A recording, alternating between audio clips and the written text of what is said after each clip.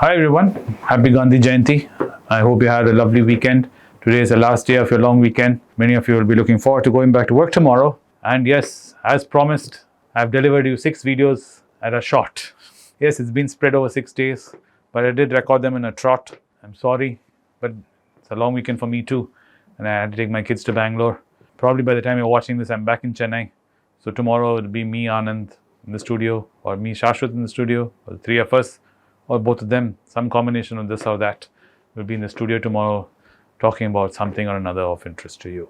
So what am I going to talk about today in Gandhi Jayanti? Today about Gandhi Jayanti, I want to talk about what are economic models, what are the fundamental flaws which we have in this, and how does this all align to so-called Gandhian theory of economics. So economic models highlight the fundamental, highlight some fundamental flaws. I want to highlight some fundamental flaws about modern economic models. The fundamental flaws assuming that we have infinite resources. These models are rooted in the classical period of economics and have not adapted to the reality of dwindling resources and environmental degradation. In today's world, we all know we don't have infinite resources.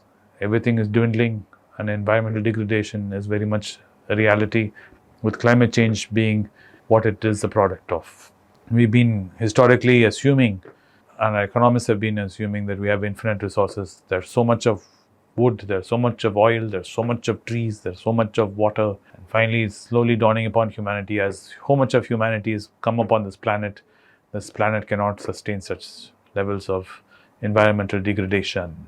So I would like to challenge this notion that EV revolution and pointing out the electric vehicle batteries rely heavily on minerals such as nickel, lithium, and cobalt. An extraction of these minerals from our environmental is not being faced with its own problems and ethical challenges, and batteries themselves have a limited lifespan. We tend to forget all this as we're cheering and celebrating the end of oil, and now we are all switching over to EV, being touted to us as how it's going to save humanity.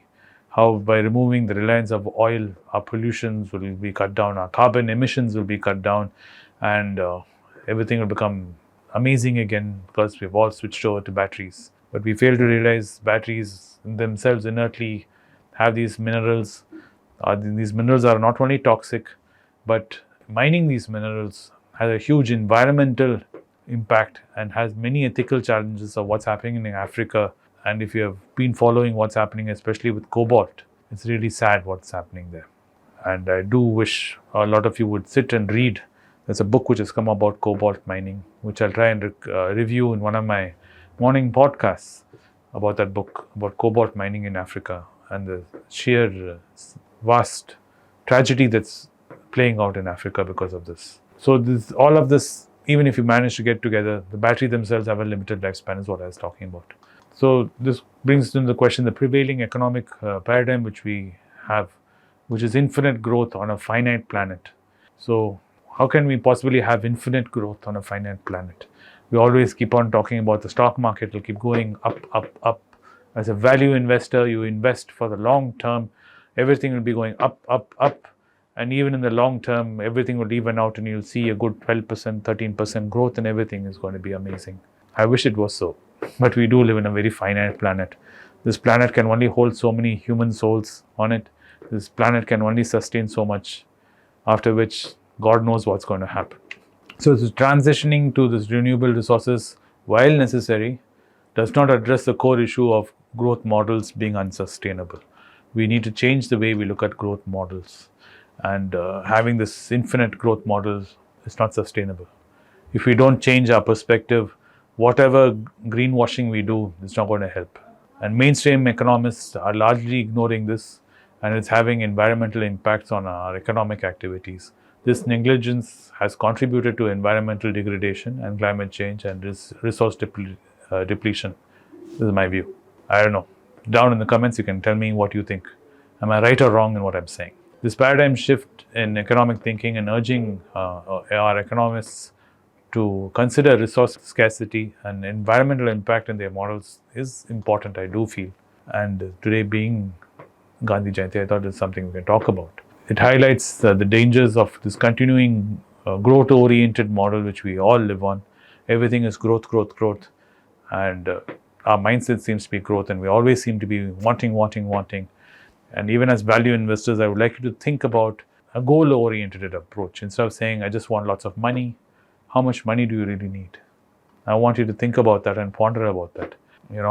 End of it all, are you really going to be consuming all what you're going to generate?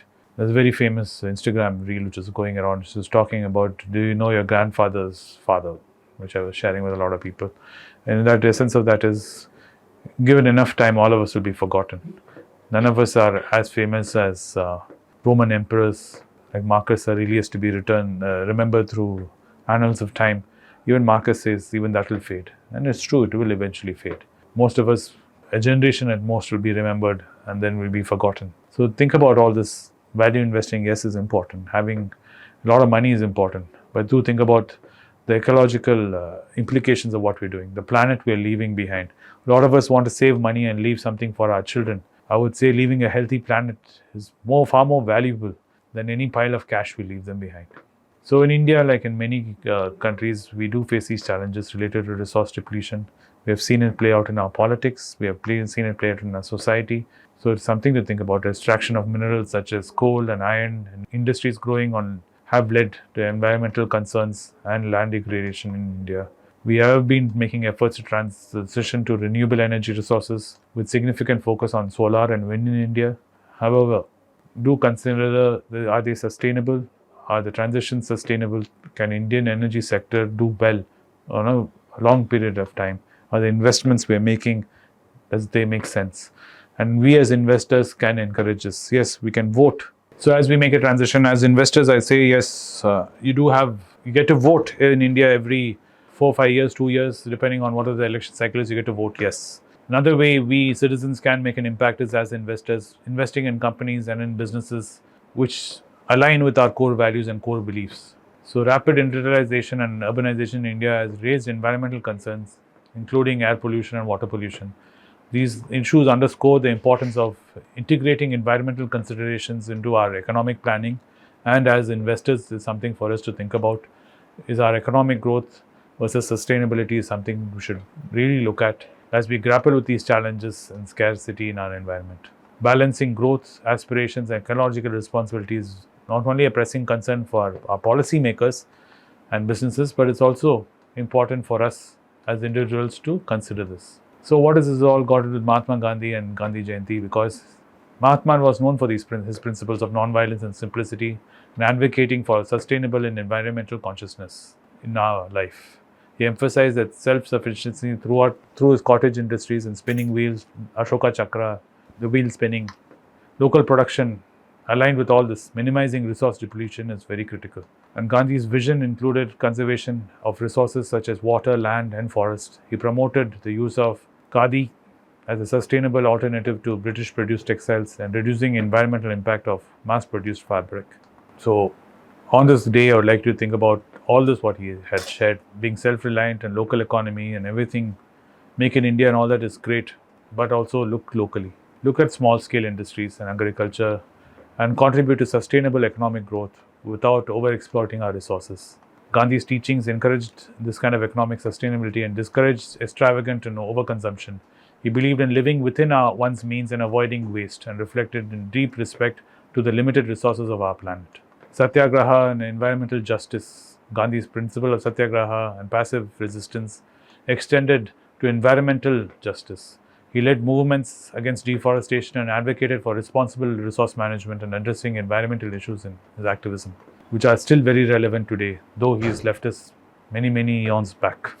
Gandhi's sustainable philosophy remains relevant to us today in context of today's global environmental challenges. His emphasis on simplicity and self-sufficiency and responsible resource use offers valuable lessons for us in addressing our contemporary issues such as climate change and resource depletion. Incorporating these principles of Gandhi into our economic and industrial practices can serve us well. And even as investors, we can move this forward. What can we do?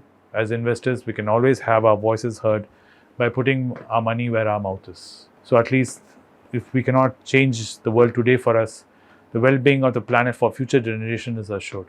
So that being said, have a wonderful day today, and I'll see you guys back tomorrow where we try and thrash another one out for you. Thank you for being with us today on Be Rich.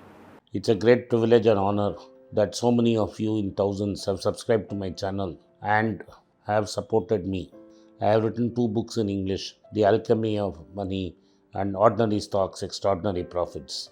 These books are published by us and are ready. If you want to procure a copy, send us a message to the WhatsApp number given below and my team would respond to you. If you want an Amazon Kindle copy, you can click the link below. Finally, those who wish to consult with me can send a mail to berichenglish@gmail.com. Once again, I thank you for your support. If you like this video, press the subscribe button of my channel, hit the like button and turn on the bell notification.